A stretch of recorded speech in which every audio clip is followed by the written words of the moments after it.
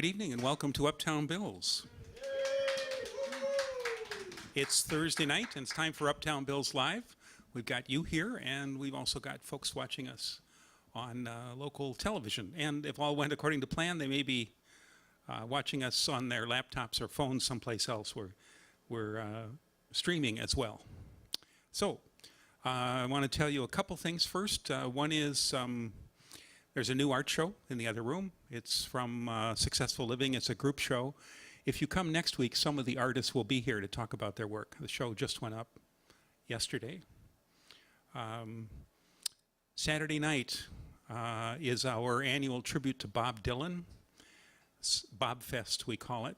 And we have at least 14 people coming, some as individuals, some in duos, to perform Dylan songs in their own way. So before we do anything else tonight, we're going to start off with a question from last week because I forgot to give Emily time for that, and we ran out of time. So Emily is coming up with last week's question and the responses. All right, so last week the question was, what book has had the biggest impact on your life and why? So the first one we have is Jurassic Park, The Lost World. My kids love the movies, so I tell them about how the books were different, and they love it. I read it Shane is the name of the book, I believe. It said, I read it when I was very young and loved it so much. I read it many times. It is the main reason I read every day. It taught me to love books. Stone Cold by Stuart Woods, very inspirational and well written, keeps you interested at all times. Piece of Cake, a true story. Cupcake Brown, a mom passed, was in foster care, raped, ran away, beaten, had to hustle to survive. Addiction took her life to the bottom, but even after jail and a horrible timeline of events, Cupcake became successful and became a lawyer. Anything is possible. Breathing Underwater by Alex Finn. It tells a story of two young kids in an abusive relationship from the perspective of the abuser. It helped me understand there are always two sides to every story and has inspired me to find new ways to help people who are extremely misunderstood in society. Where's Waldo? A Child Called It. This book inspired my life because it's the true story and I can somewhat relate to the story. Twilight. It inspired me to become a vampire and sparkly. Tuesdays with Maury, because just read it. Doug. Oh, this was Doug's answer. He said Running and Being. Yeah, and that was the last one for tonight.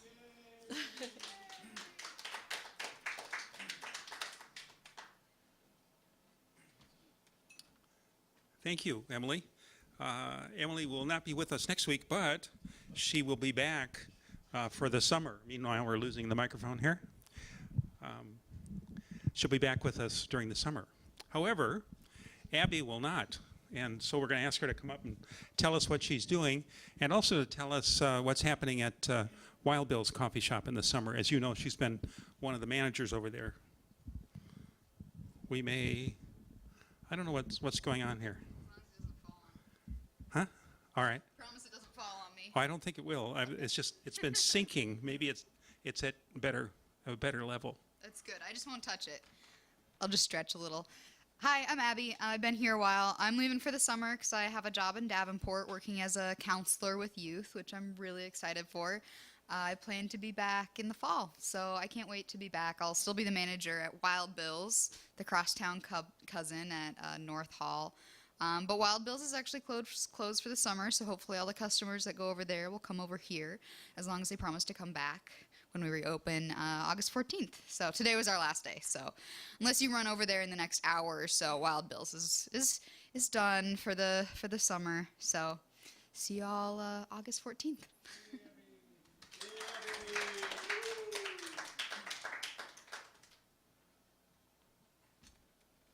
All All right, thank you. We have spaghetti tonight, to which you all may, what would be the word? Partake. How's that? So please do. This is from, tell me how to say it, Zio Giano. It was from another event a couple of nights ago, and so we saved it and warmed it up for you. All right? So, and if you want to take it home, we could probably make arrangements. I think we could find you something, right? Somewhere back there? Okay. We're going to ask Terry to come up first here. I think he's ready for us.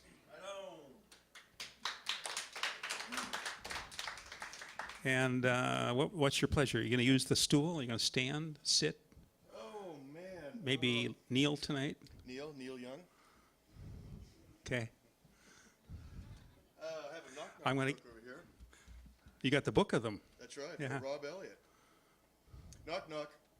Oh, knock, knock. Who's there? Weirdo. Where do you think you're going? Clearly that book's going to get a lot of use tonight. All right. Okay, yeah, here we go. And You wanna plug in? Plug Okay. in, please, yeah. Right on. Thank you.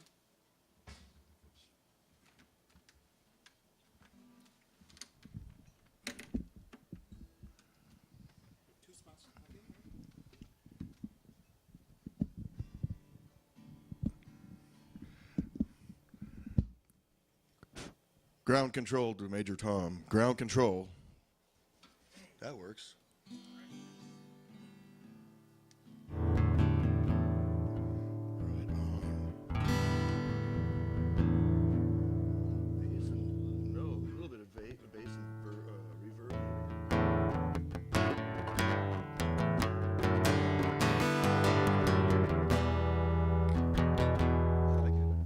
I like it.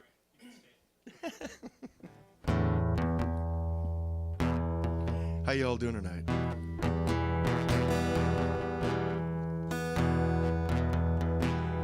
I've done a lot of theater.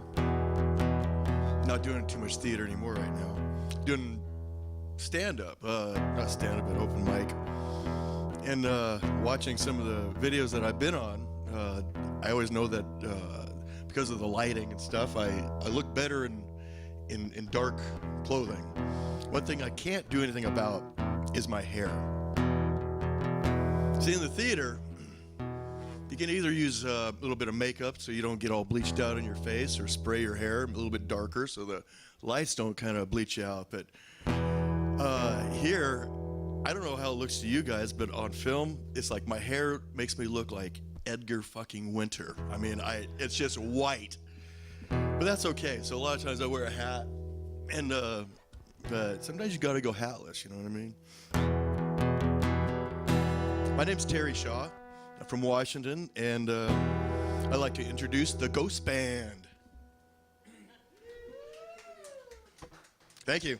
We've been playing for about 6 months now. I never know who's gonna be here at the time.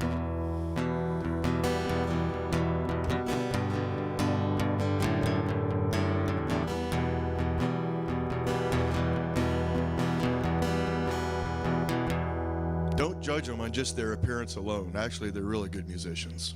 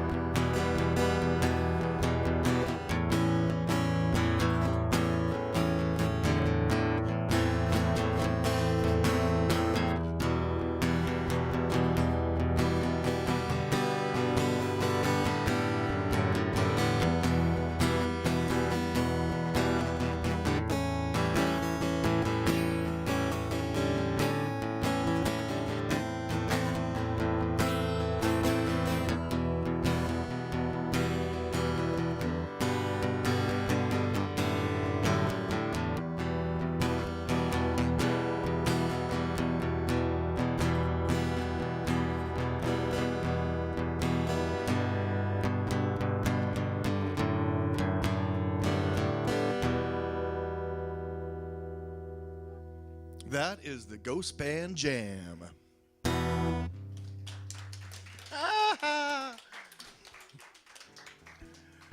Oh.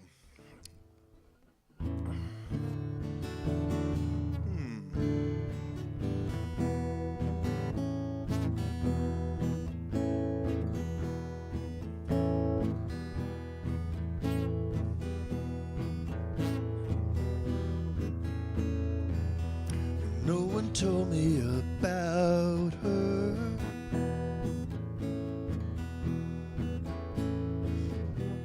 The way she lied.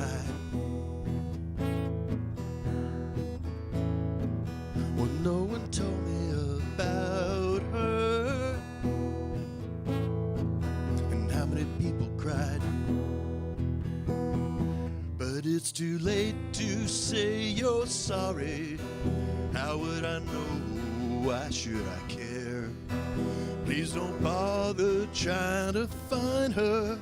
She's not there. Well, let me tell you about the way she looked, the way she acted, the color of her hair.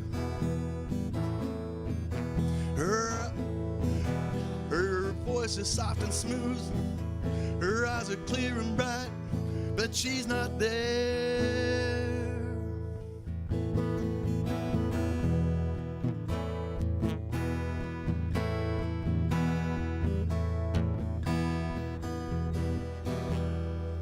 Well, no one told me about her. The way she lied. Well, no one told me about her. And how many people cried. But it's too late to say you're sorry. How would I know? Why should I care? Please don't bother trying to find her. She's not there. Well, let me tell you about the way she looked, the way she acted, the color of her hair. Her voice is soft and smooth. Her eyes are clear and bright, but she's not there.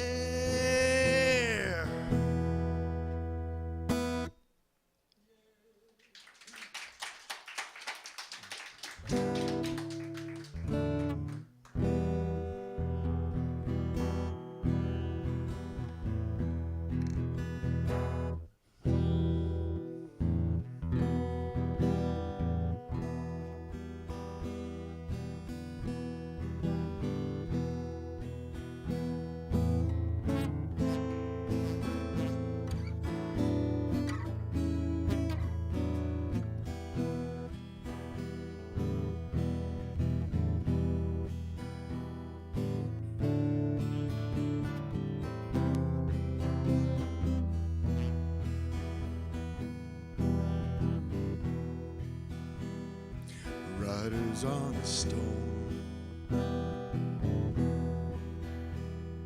riders on the stone. Into this house we're born, into this world we're thrown.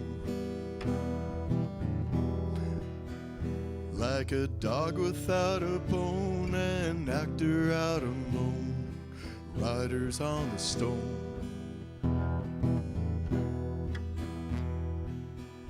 There's a killer on the road. His brain is squirming like a toad. Take a long holiday.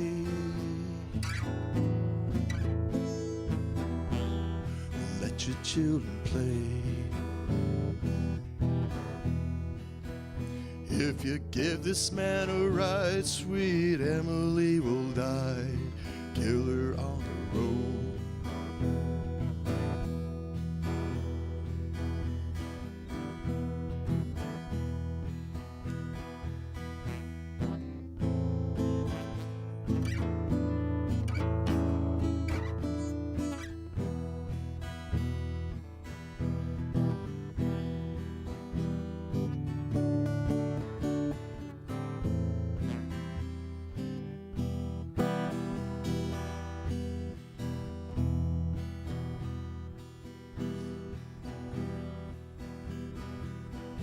Girl, you've gotta love your man. Girl, you've gotta love your man. Take him by the hand, make him understand. The world on you depends on a life will never end. Gotta love your man.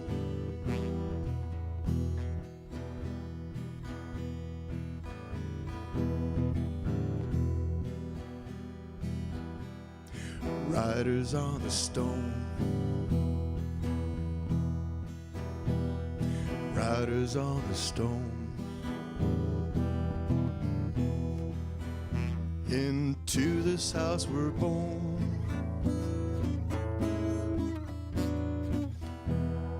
until the world was thrown. Like a dog without a bone, an actor out on loan, riders on the storm.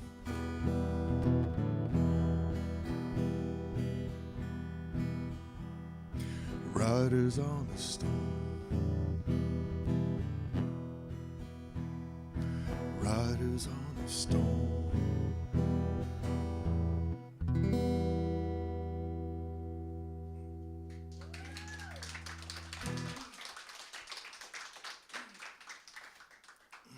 Thank you, thank you.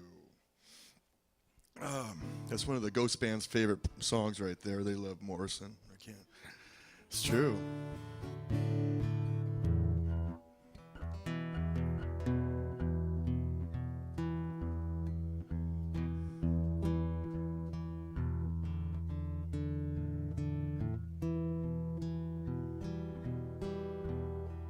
I am time, but there's no waiting. Wait for me, and your time is fleeting. I am leisure, don't wait for me to happen. The age is within me. I am to be living or had existed, but I'm eternal.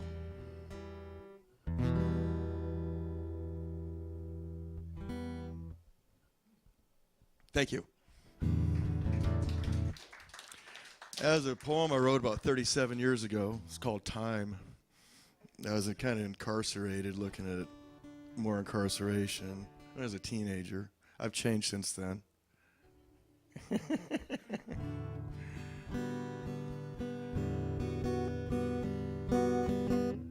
didn't do anything bad. I just did something stupid, but I'm still paying for it.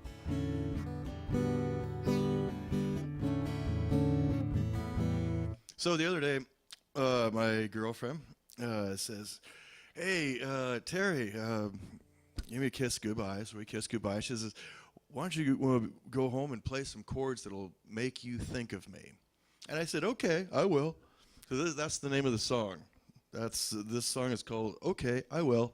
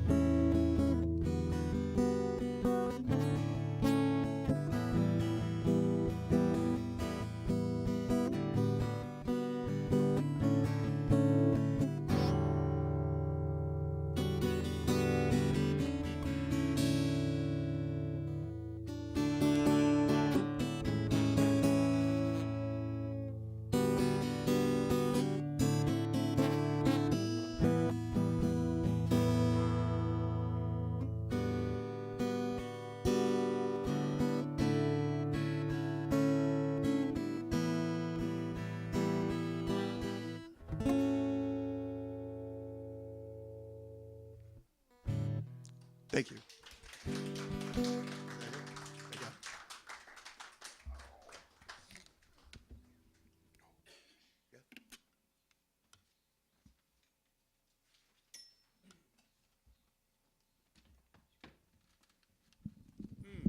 last one got me thinking of Tuck and Patty.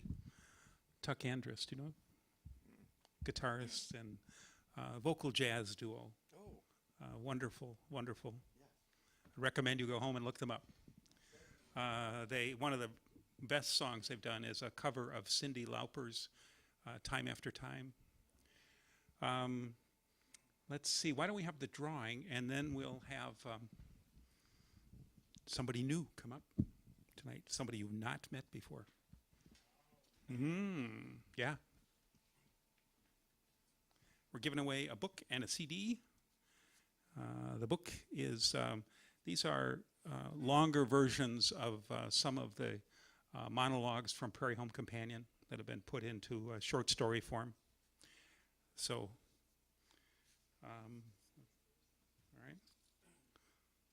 Let's see here. Stella the cat. I didn't know that. I didn't know that we allowed animals to win, but okay. She's family.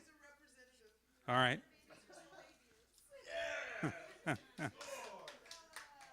Okay, let's see here. Chris Silman. Oh, there you are. Okay.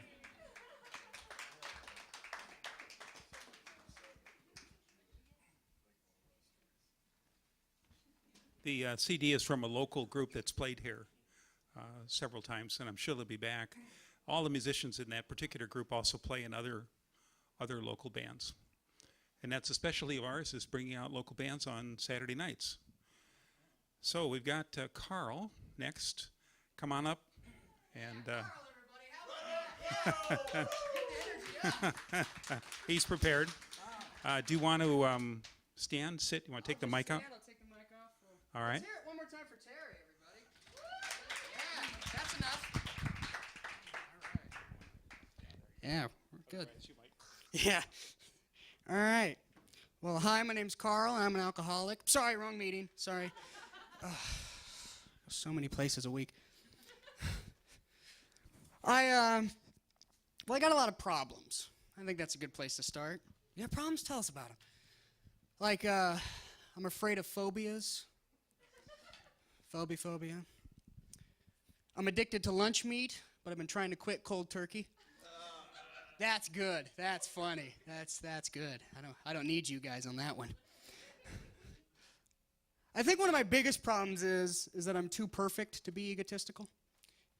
You can Google that word later if you have to. I'm in college, so that's a problem I guess. I'm actually almost done with college. I think I have like one class or something. That's probably something I should know. Like how much more I have to lose thousands of dollars. But I like college, but my whole life I'd always heard how difficult it was going to be. All through high school, that's all that's at college. You'll never get away with that.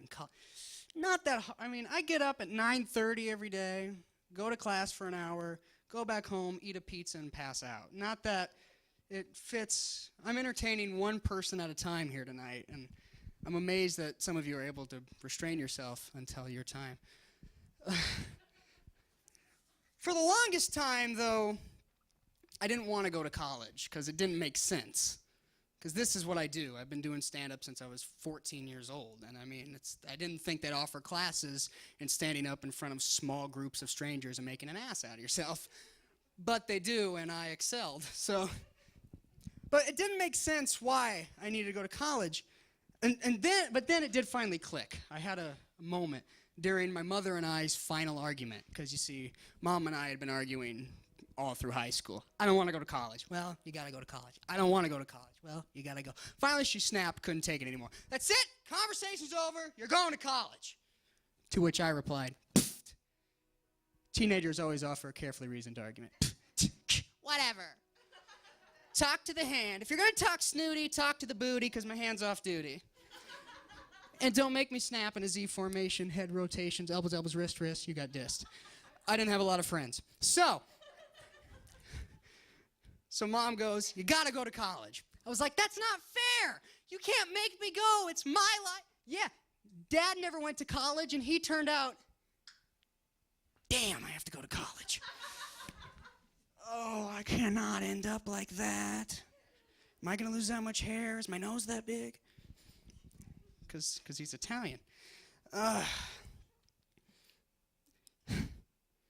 remember when I was little, I was a lot younger.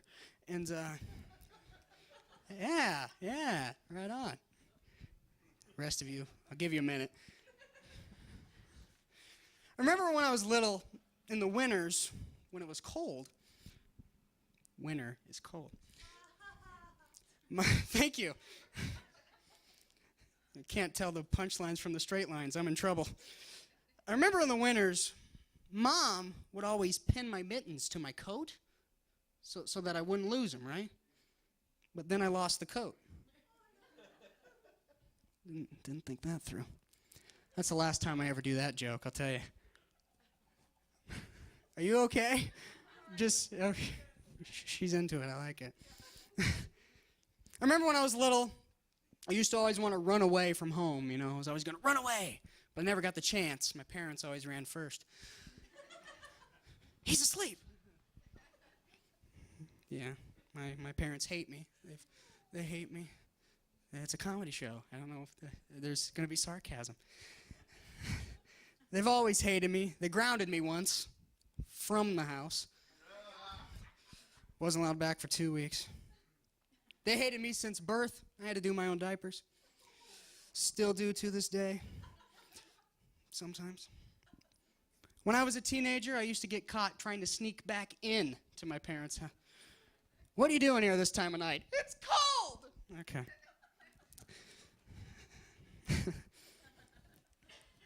Remember one time I said, I'm going to run away. They both said, finally. Wow. Didn't think it was going to take you that long. What are you, 7? I don't care. But my parents are smart. Parents are pretty smart. My parents waited until I turned 16 to decide that they didn't want kids because they're smart. Never mind. Never do that one again. I give my parents a lot of crap, but I admire parents and their ability to just lie. Just lie and not even care. Just those big life-altering lies. What? Changed your life forever. My favorite lie that parents tell is, no, we love you equally. No, you don't. You do not love your kid. And that's a stupid one to lie about because the kids know. The kids know. It is so painfully obvious who the favorite is. Like in my family, I was never the favorite. Seen a lot of nodding. Just, yeah, I get it. You're not even my favorite one on that stage. You're by yourself. But I was never the favorite. I had to accept that a long time ago. Biggest problem is I'm an only child. Yeah, it's rough. You don't know what it's like where I live. I tease my parents a lot because we've always been really close, really close, almost like family. Because, see, we are. All right.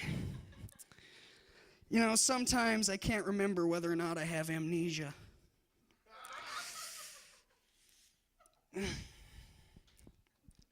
Don't you guys think it's a little bit weird that literally everyone knows about the Secret Service?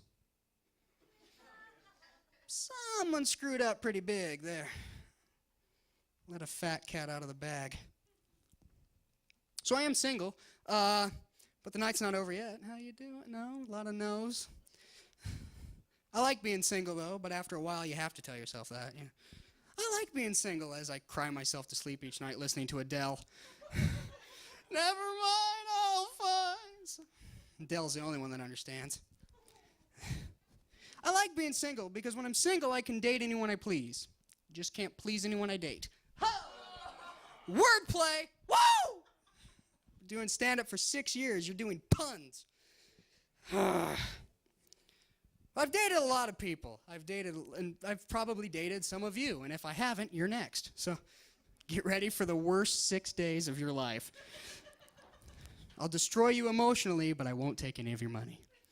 That's my dating profile. But I have a lot more ex-girlfriends than I do future prospects. And looking in both directions, it's very depressing. just look back. Oh no, can't believe I ever. Oh my God, just stay this way. The far worse. Like for a while, I was dating this deaf girl. Yeah, I went out with a deaf girl. I tried to break up with her, but she just wouldn't hear it. Oh, more puns. But eventually, though, she ended up breaking up with me because she said that I never listen. What? That's what she said. Because she can't hear. All right. But I like being single because I hang out with a lot of girls. I've always had friends that are girls. And a couple nights ago, this girl came over, and we were watching like a scary movie. And she fell asleep on my shoulder. And, you know, you just love it. It's like so sweet. And then she started talking in her sleep. Oh, and she was saying, I don't like this. I don't want to be here. Get away from me. I said, oh, she's having a nightmare. Wake up. Hey, you're talking in your sleep. She said, I'm not asleep. No respect, you know. No Rodney Dangerfield? All right. But I like being single, because when I'm single, I don't have to say things like, I'd love to see that movie. Or, that's a lovely frame, or your cat is silly. I don't have to lie, it's basically. By the way, ladies, this is a fact for you that I think you'll enjoy. And this is not just me talking. This is like science and anatomy and other smart words.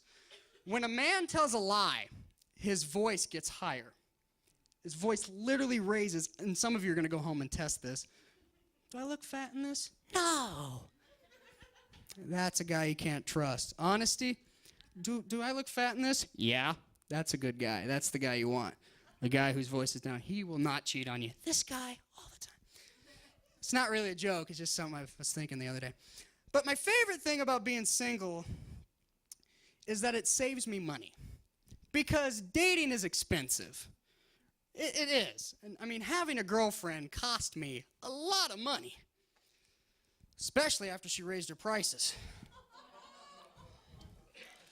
But you know, I haven't given up. A lot of people, they have 1 or 2 or 7 bad relationships, and they swear off love, you know. They say, love doesn't exist. Love doesn't exist. How could you function like, what else are we here for if not to love each? You know what I mean? This guy knows what I mean. Doobie Brothers tribute band over there. I'm too young for that reference, but it's okay. But you know, I've never given up on love, and you know what? I believe in love at first sight. Problem is, I was looking in a mirror. How do you say I have no fingers in sign language? Don't think about it too hard. You'll hurt yourself. I'm thinking about getting out of comedy after tonight. And I'm thinking about opening up an ice cream shop in Texas and calling it Remember the Alamode. Marketing, that's where I belong. Me and that guy are going to have a conversation after. Nah, I'm not going to say that. Never mind.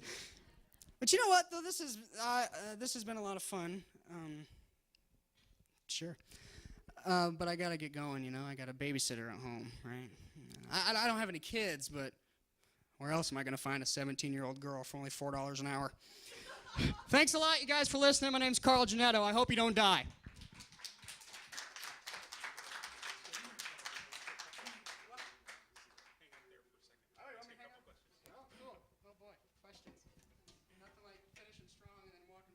Nothing too tough.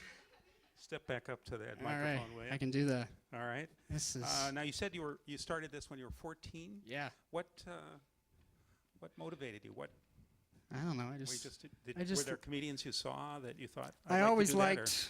I've always wanted to be an entertainer. Like when I was really little, I was an Elvis impersonator. No kidding. No kidding. Like Wow. people always think it's a joke, but I was like No, a no, little, I little believe it. 5-year-old Elvis in a jumpsuit with 70-year-old women running up to you wanting a sweaty scarf. So that's All right. yeah.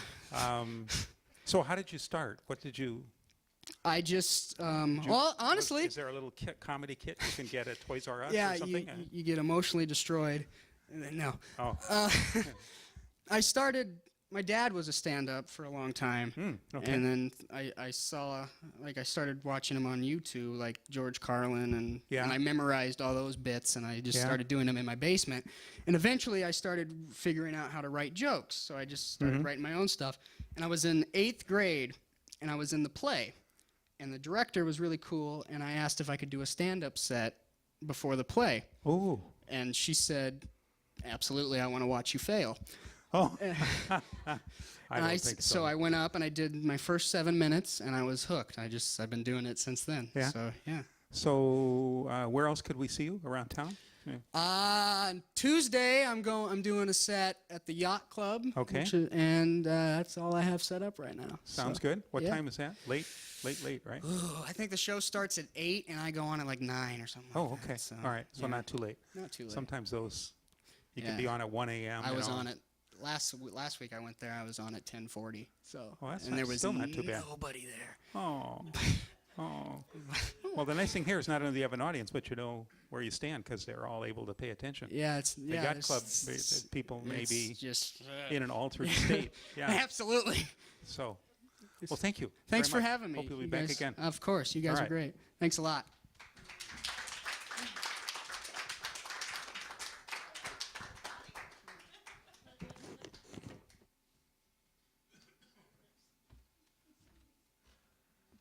Let's see. We have another question. This week's question to be answered. Emily will come back up and talk with us about that.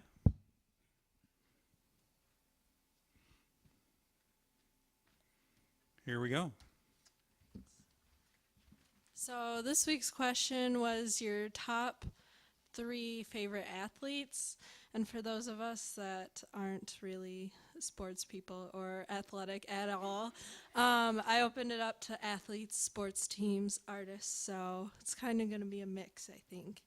Also apologize if I don't pronounce these right. Right.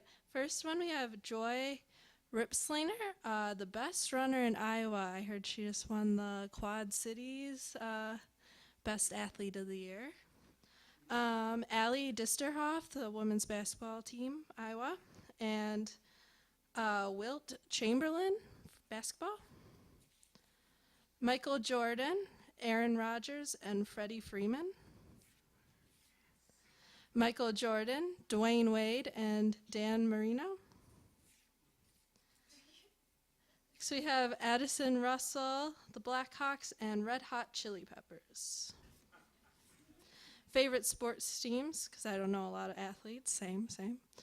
Chicago Bears, Chicago Bulls, and the Chicago White Sox. I wonder where they're from. Bo Jackson, Pete Ross, and John Elway. And that was the last one we had for tonight.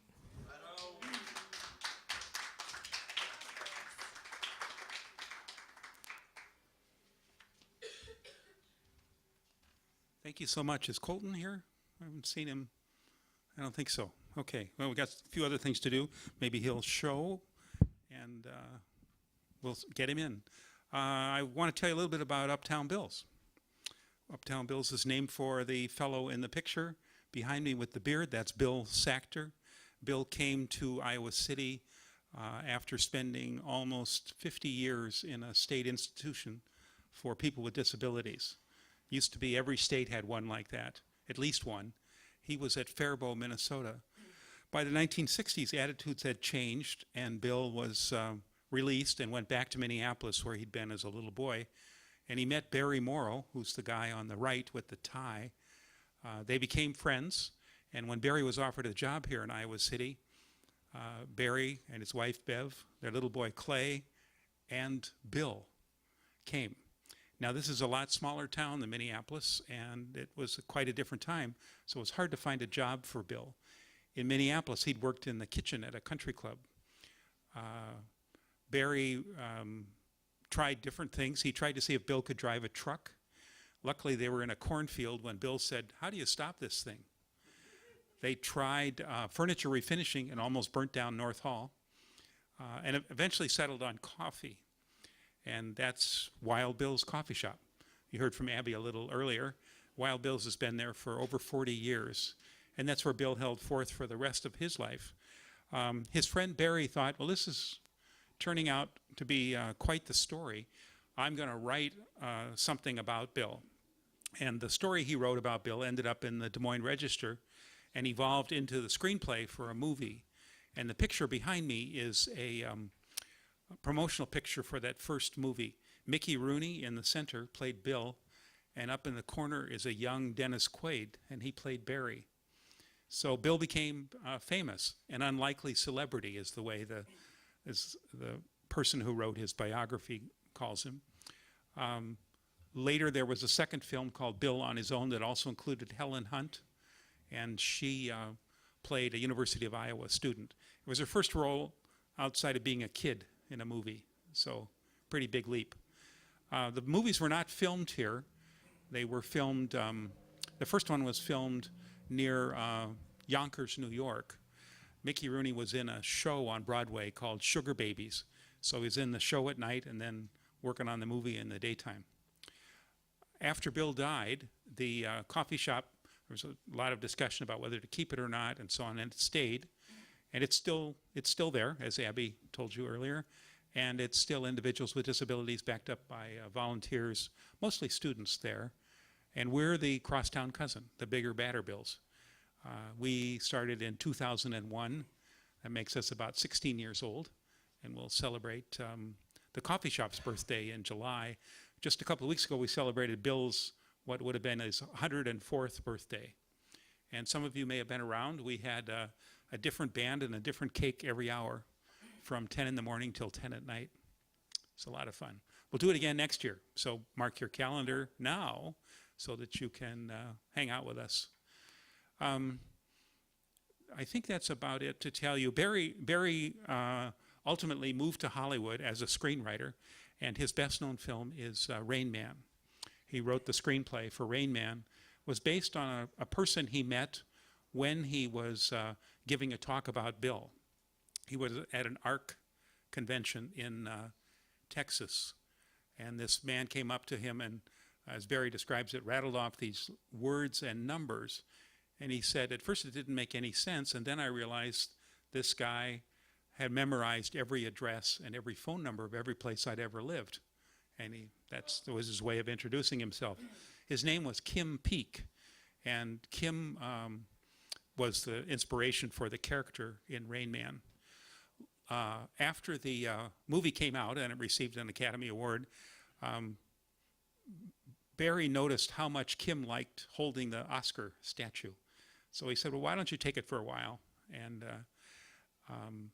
Kim went around the country giving talks about, as the real Rain Man. And he would take out the statue and people could hold it when they were there, pet the feet, you know. And so he did this until he died, which was a couple of years ago. And Barry said at one point he tried to get the statue back because the gold was coming off the feet. And Kim said, no, I want people to know that they can hold it. So it has been put into a display case at a performing arts center in Park City, Utah. And the agreement is that the statue has to come out once a year so people can hold it.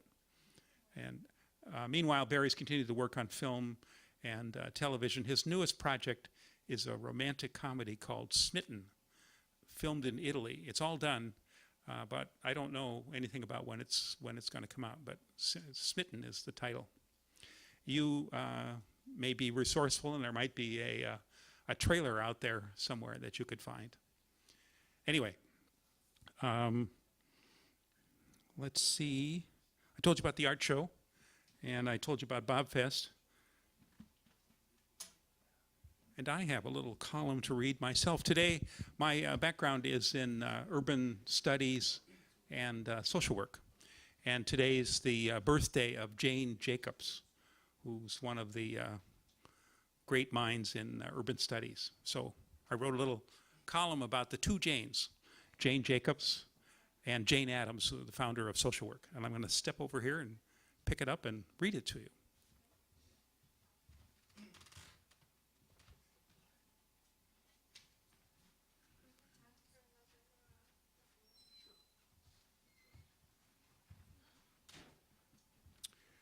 The two Janes. Social work's essential knowledge can be found in two books. One is by Jane Addams, the other by Jane Jacobs. Jane Jacobs, an urban studies pioneer, was born 101 years ago today.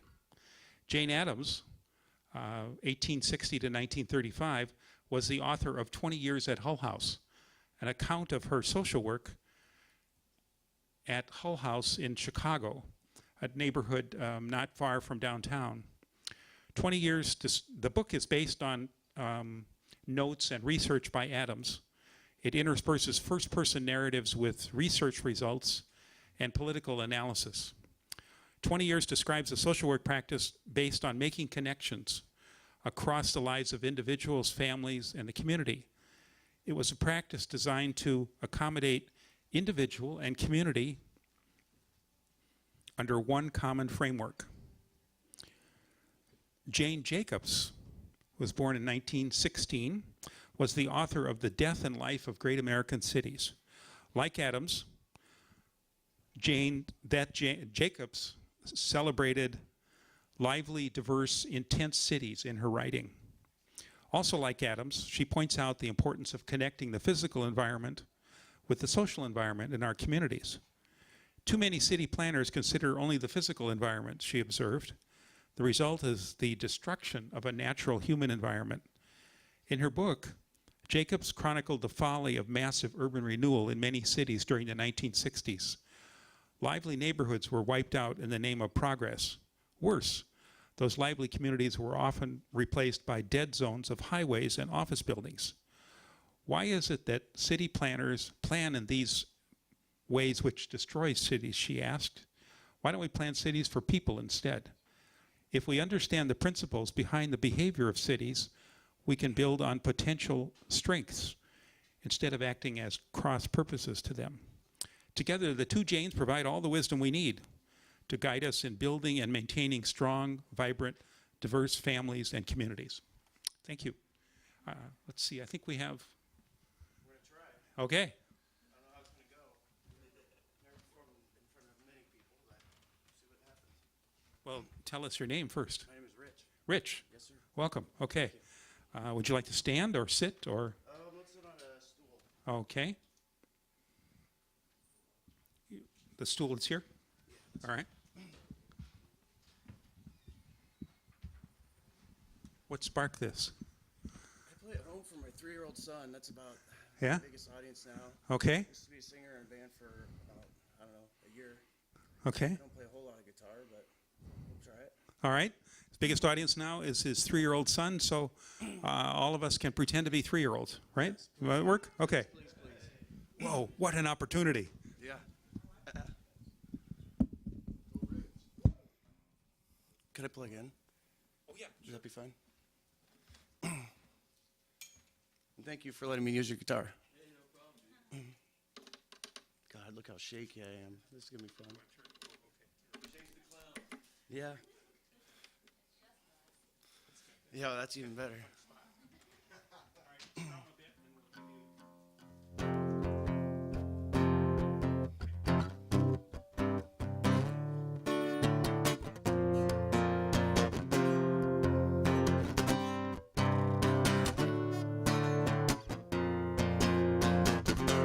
Must be my skin, I'm sinking in. Must be for real, now I can feel I'm mine, not my time, not my time.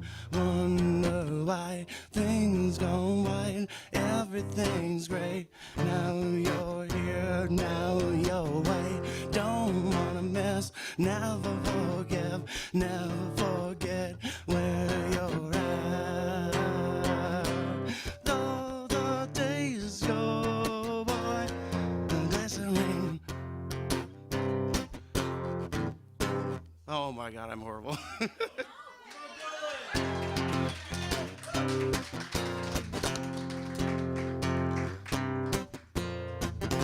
Never alone, alone all the time. All you want, do you die? Live in a world everyone steals when we rise. Strawberry fields treated you bad, bruising my face. Love you more, you got a beautiful taste. Though the days go by, glycerine.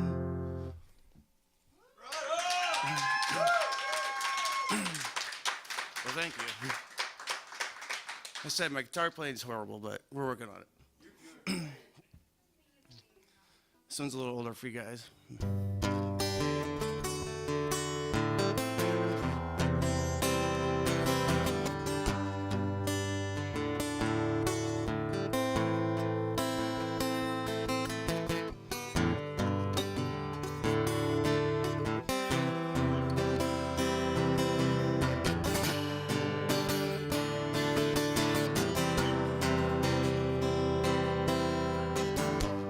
Mama took my badge from me. I can't use it anymore. It's getting too dark to see. Feels like I'm knocking on heaven's door. I'm not knocking on heaven's door. I'm not knocking on heaven's door. I'm not knocking on heaven's door. I'm not knocking on heaven's door. Yeah, yeah, yeah, yeah.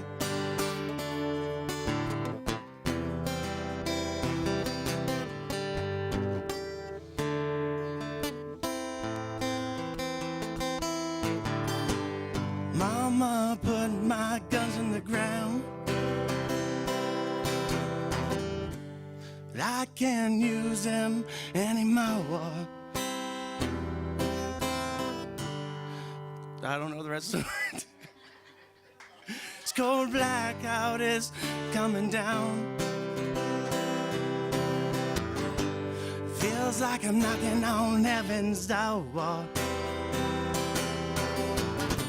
I'm not knocking on heaven's door. I'm not knocking on heaven's door.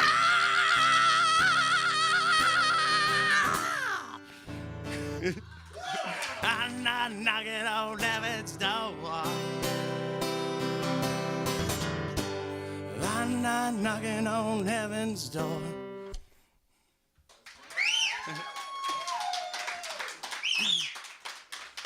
Thank you. Hey, I'll try one more. Why not?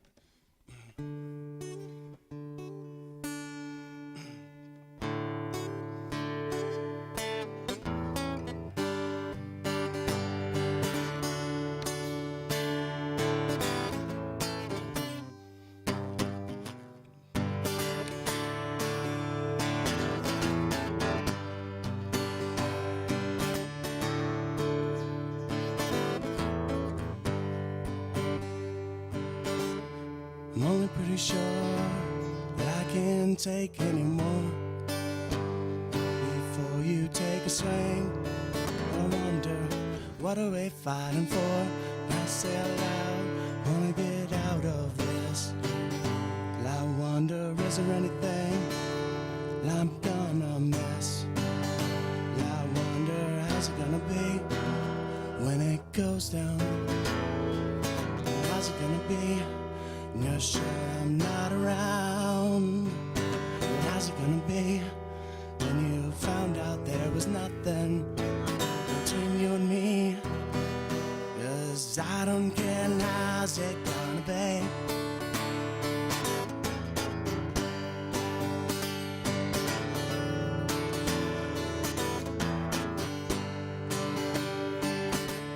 Where we used to laugh, there's a shouting match. Sharp as a thumbnail scratch, silence I can't ignore, like the hammock by the doorway. Since time and swings empty, I don't see light and light glass fall. It was always about to hit me. Now I wonder, how's it gonna be when it goes down? How's it gonna be when I'm not around? And how's it gonna be when you found out there was nothing between you and me? 'Cause I don't care, how's it gonna be?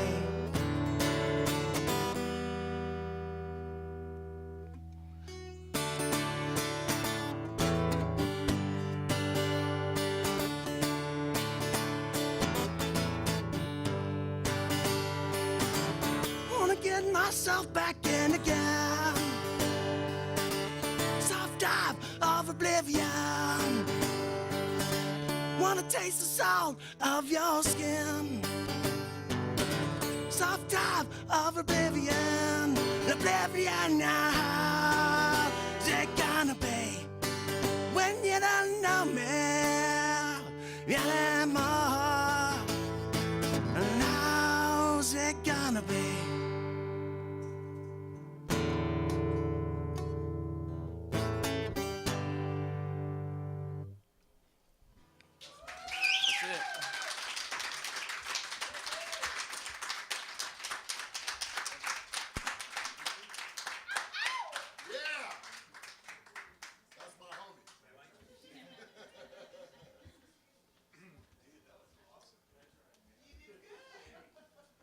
All right.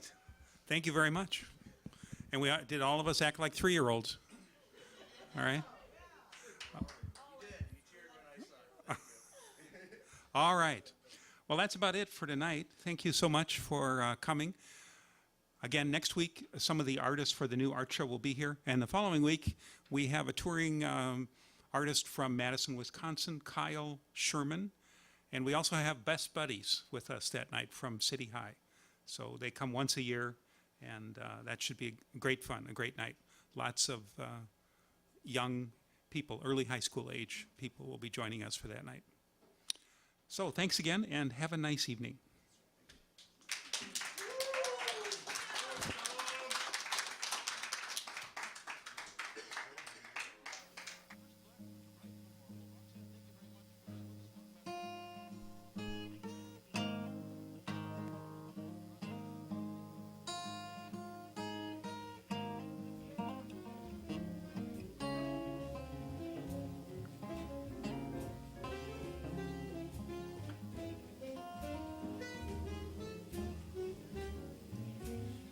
Eyes and words are so I sing on, but she burns like rum on a fire. Hard and fast and angry as she can be, I walk my days on a wire. It looks ugly, but it's clean. Oh, mama, don't fuss over me. Way she tells me I'm hers and she is mine. Open hand or closed fist would be fine. The blood is red and sweet as cherry wine.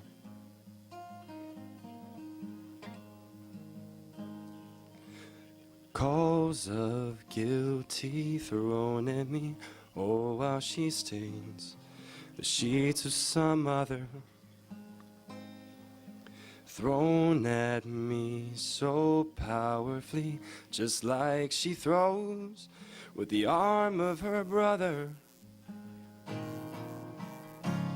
I want it, it's a crime. She's not around most of the time. Way she shows me